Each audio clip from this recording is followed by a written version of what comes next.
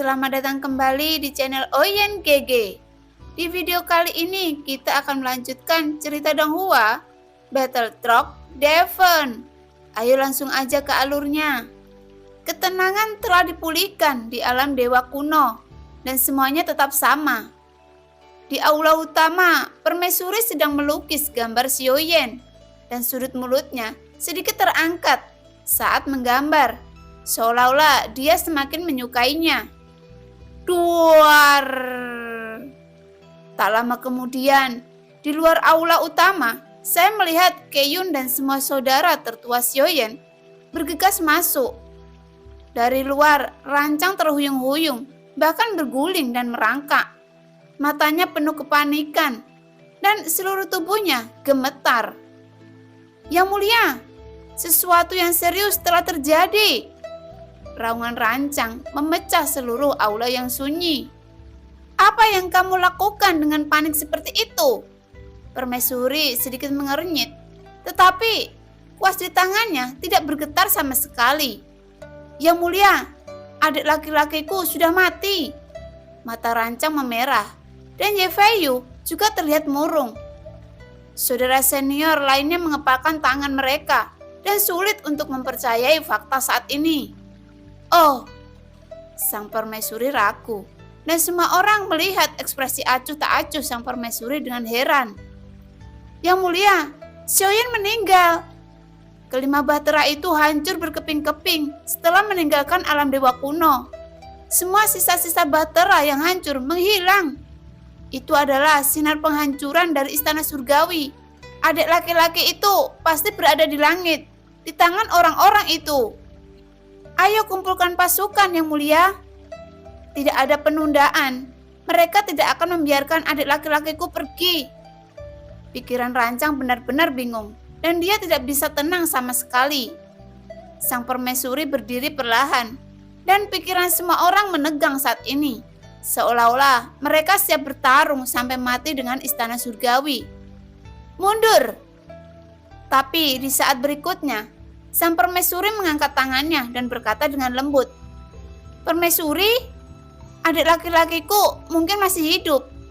Kita tidak bisa membiarkannya mati begitu saja. Dia adalah yang mulia." Rancang berkata dengan cemas, "Jika dia yang mulia, tidak mungkin dia mati dengan mudah. Aku punya rencanaku sendiri, jadi aku tidak perlu mengatakan lebih banyak lagi." Permaisuri berkata lagi, dan Rancang masih ingin berbicara. Permaisuri mengangkat matanya yang indah, dan aura yang kuat datang darinya menyebar keluar dari tubuh. Rancang terdiam. Semua orang tidak banyak bicara. Mereka berbalik perlahan dan harus pergi. "Tunggu sebentar," sang permaisuri tiba-tiba berkata. Semua kakak laki-laki Xiaoyan menoleh. Semuanya memiliki mata merah. Mereka memegang kartu takdir Xiaoyan di tangan mereka. Dan kartu takdir itu rusak. Bersiaplah untuk pemakaman sekarang. Yang mulia jatuh, dan semua makhluk hidup di alam dewa kuno memberi penghormatan selama 100 tahun. Permaisuri berkata dengan serius. Semua menatap permaisuri dengan bingung. Saat ini, mata Keyun menunjukkan warna yang rumit. Ini tidak mungkin gaya permaisuri dalam melakukan sesuatu. Tetapi, melihat kartu takdir yang rusak di tangannya, Keyun harus mempercayainya. Ketika berita kejatuhan Xiaoyan menyebar, seluruh alam dewa kuno terkejut. Sebuah pemakaman untuk kejatuhan Xiaoyan dibuka di alam dewa kuno. Rancang berdiri di tempat terakhir Xiaoyan pergi, memegang token kehidupan yang hancur dengan erat di tangannya. Tubuhnya gemetar lagi. Melolong menusuk hati. Ye Feiyu menepuk Rancang dengan ringan dan matanya lembab. Adik laki-laki sudah pergi. Tidak mungkin. Bagaimana dia bisa mati seperti ini? Saudara laki-laki adalah tuanku. Keyun dan Sanheiju Liu Er semua datang ke sini, memegang kartu takdir di tangan mereka. Tidak ada cara untuk mempercayai fakta ini. Seluruh alam dewa kuno dipenuhi dengan suasana yang menyedihkan. Meskipun matahari bersinar di seluruh bumi, ia tidak bisa merasakan kehangatan sedikit pun. Yang mulia, Xiaoyan, Apakah dia benar-benar mati? Ketika wanita itu datang ke kuil kuno, Sioki dan Kinlin sudah menangis. Suara mereka serak dan mereka tidak mengatakan apa-apa. Hanya Cailin yang tidak menangis. Matanya dingin dan tinjunya terkepal erat, dan rongga matanya agak merah. Jenazahnya tidak ditemukan, kata permaisuri. Itu artinya Xiaoyan mungkin masih hidup, tanya Cailin. Wajahnya yang dingin dan tegas masih bisa melihat betapa mendesaknya dia. Sang permaisuri menggelengkan kepalanya dan menyerahkan kartu takdir Xiaoyan kepada Cailin. Kartu kehidupan rusak, aku takut. Telapak tangan Cailin bergetar dan kartu kehidupan jatuh ke tanah. Kartu kehidupan yang patah menjadi dua hancur. Saat kartu kehidupan jatuh, Cailin merasa seolah-olah hatinya hancur bersama. Meskipun dia sekuat besi, saya tidak tahu kapan air mata sudah membasahi wajahnya. Keiyun dan yang lainnya semua datang ke aula utama. Permaisuri menggosok alisnya ketika dia melihat ini, menghela nafas dan bergumam pada dirinya sendiri. Kamu tahu cara membuat permainan? Aku khawatir ini adalah permainan untukku. Duar. Saya memohon permaisuri untuk mengumpulkan pasukan. Dengan kekuatan dewa kuno saya pasti akan menghancurkan istana surgawi dan membalaskan dendam adik laki-laki saya. Keiyun berlutut di aula utama, diikuti oleh 3 dewa Liu Er dan Rancang. Ye Feiyu semua berlutut di aula utama di antara mereka. Dengan ini, pada saat yang sama, Lei Ji, Rancang, memimpin semua orang ke aula utama. Aku memohon permaisuri untuk mengumpulkan pasukan dan membalaskan dendam juniorku, apapun yang terjadi. Semua orang menatap permaisuri yang tenang dengan mata serius. Apakah kamu tahu, begitu rumah surgawi memulai perang, seluruh dunia sensi akan berada dalam bahaya kehancuran, kata permaisuri dengan suara yang dalam. Dia adalah reinkarnasi dari yang mulia, tapi dia bukan yang mulia. Yang mulia yang bisa melindungi dunia sensi kita telah lama mati. Sang permaisuri sangat marah dan membanting meja. Kali ini dia telah memprovokasi istana surgawi. Jika dia tidak mati, istana surgawi tidak akan pernah mati melawan alam dewa kuno. Hanya ketika dia mati, situasi keseluruhan dapat diurus. Jadi semua ini adalah pengaturanku. Masih ada sosok yang tiba di luar satu demi satu. Li Bei dan Wu Tianyu bergegas satu demi satu. Mata mereka serius dan sulit untuk menerima ini. Yang mulia, tapi itu adik kecil kami. Rancang mengangkat kepalanya. Pria kuat menangis lebih sedih daripada wanita. Aku ingat, kita semua adalah saudara yang diangkat oleh yang mulia dengan nyawa yang tak terhitung jumlahnya. Dan sekarang kita bisa berdiri di sini karena dia. Aku yakin Ratu menaikkan pasukan. Suara serak Rancang sekali lagi terdengar. Air mata seperti kedelai menetes. Aku mohon permaisuri untuk menaikkan pasukannya. Di seluruh aula, semua orang berlutut serempak. Tubuh halus Cailin bergetar dan kemudian mereka juga berlutut dengan berat. Sang permaisuri berdiri, menyaksikan kerumunan, menghela nafas panjang dan perlahan membalikkan punggungnya. Sebelum kekuatanmu terbangun sepenuhnya, alam dewa kuno tidak boleh mengirim pasukan dengan gegabah. Jangan katakan lagi, keluar! Sang ratu mengibaskan lengan bajunya dan kemarahan yang langka membakar seluruh aula. Dampak dari kekuatan besar menyapu semua orang yang berlutut di aula. Pintu aula utama benar-benar tertutup dengan keras dan hati semua orang merasa malu. Rancang sangat marah hingga dia mengeluarkan seteguk darah. Matanya merah dan auranya mulai naik secara gila-gilaan. Adik laki-laki, Rancang bersumpah sampai mati untuk membalas dendammu dengan membasuh istana surgawi dengan darah. Keiyun juga mengatupkan giginya, berubah menjadi beberapa pelangi dan berhenti. Tujuannya adalah menjadi abadi. Di istana Tianren, ke-10 Raja Roh berkumpul. Bisakah kamu menemukan tubuh orang ini? Lapor ke Raja Roh, aku telah mencari di sekitar, tidak ada tubuh. Mungkinkah pancaran nirwana terlalu kuat dan langsung diledakkan menjadi abu terbang? Langsung diledakkan menjadi debu, itu tidak mungkin. Tapi tidak masuk akal jika tidak ada jejak. Apakah kelima bahtera itu semuanya hancur? Tianxun bertanya dengan mata serius. Sejak kemunculan alam dewa kuno, itu telah dijarah di 5 arah, tetapi semuanya dicegat.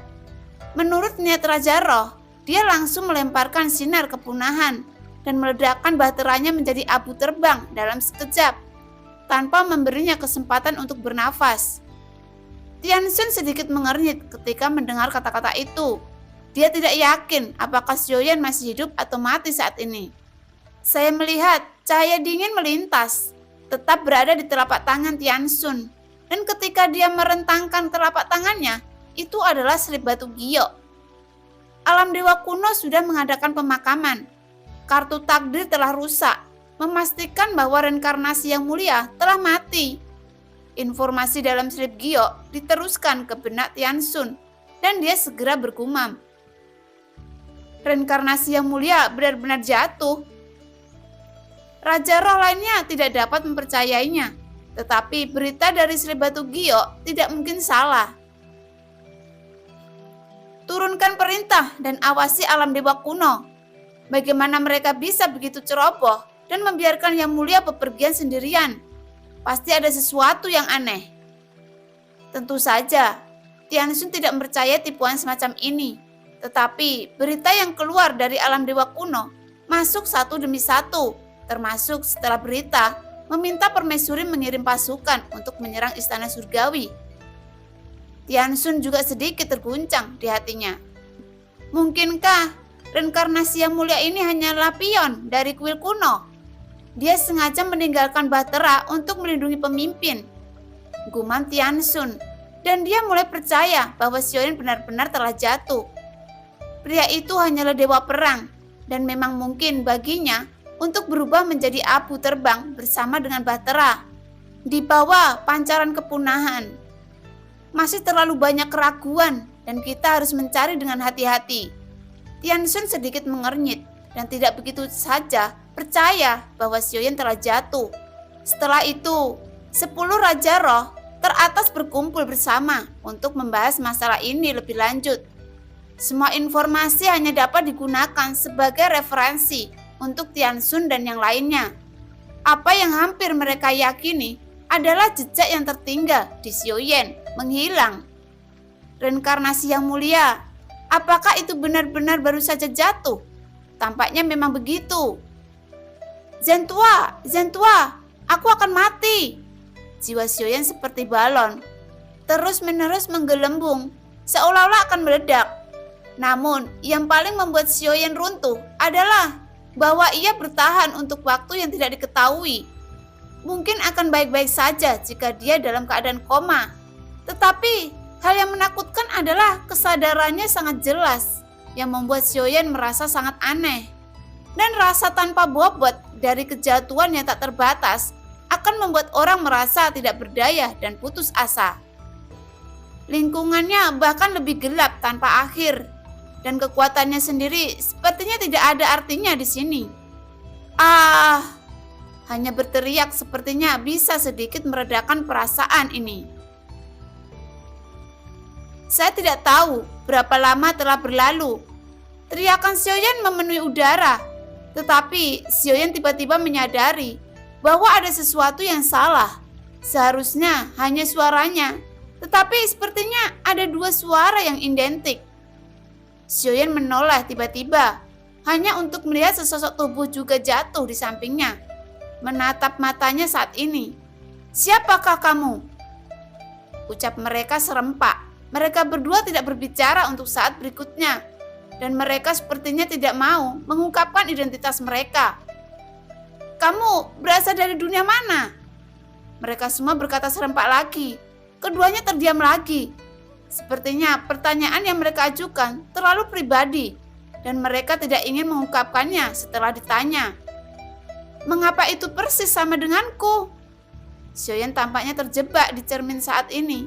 Mereka berdua berbicara dan berpikir persis sama. Tubuh yang sama, gerakan dan pakaian keduanya sama.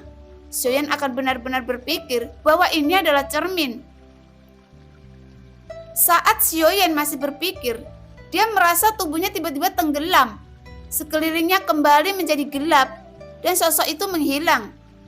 Segera setelah itu, cahaya muncul di sekitar. Xiaoyan mengenali bahwa ini adalah cahaya bintang. Tetapi Xiaoyan tidak dapat mengendalikan kecepatannya sendiri. Seperti bintang jatuh, melolong dalam kehampaan, bergegas menuju salah satu bintang. Memasuki bintang, sekeliling tubuh tampak terbakar. Jatuh ke bintang dengan kecepatan yang sangat cepat. Duar!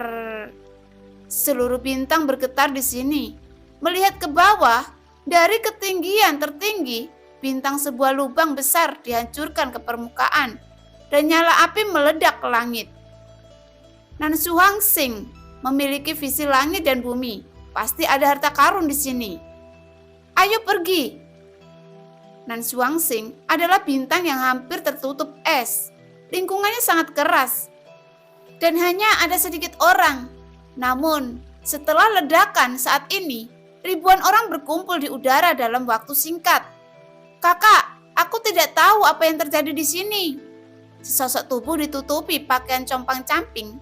Wajahnya hitam pekat dan masih ada asap hijau di atas kepalanya, memancarkan bau arang.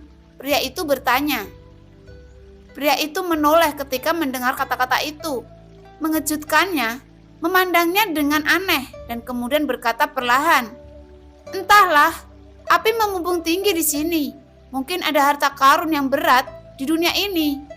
Tapi hal semacam ini berbeda dengan orang kecil sepertiku. Tidak ada hubungannya dengan itu." Pria yang merokok hitam itu meremas dagunya, juga terlihat berpikir.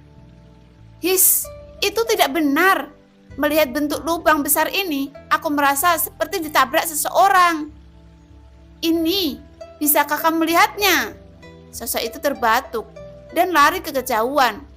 Dan sosok memalukan dengan asap hitam di sekujur tubuhnya, ini juga pelaku yang menyebabkan lubang besar itu. Dia adalah Xiaoyan. Saya malu, makhluk seperti apa yang dikenali oleh pohon dunia? Saya pikir datang ke sini seperti dewa yang turun ke bumi.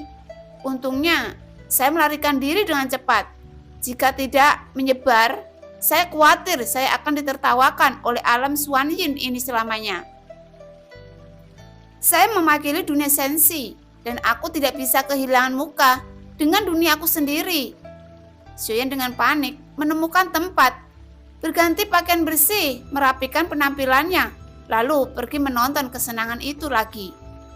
Tapi ketika Xiaoyan kembali, suara pertempuran sengit sudah terdengar dari ujung. Sekte Guiyuan, kami telah tiba dulu. Kenapa Sekte Chen Fengmu datang untuk merebutnya? Kenapa Xiaoyan penuh dengan garis hitam? Ini kenapa kamu merebutnya? Banyak sosok di sampingnya melayang di langit. Seperti Xiaoyan, mereka semua tampak seperti sedang makan melon dan mereka sepertinya tidak berniat untuk memperjuangkannya.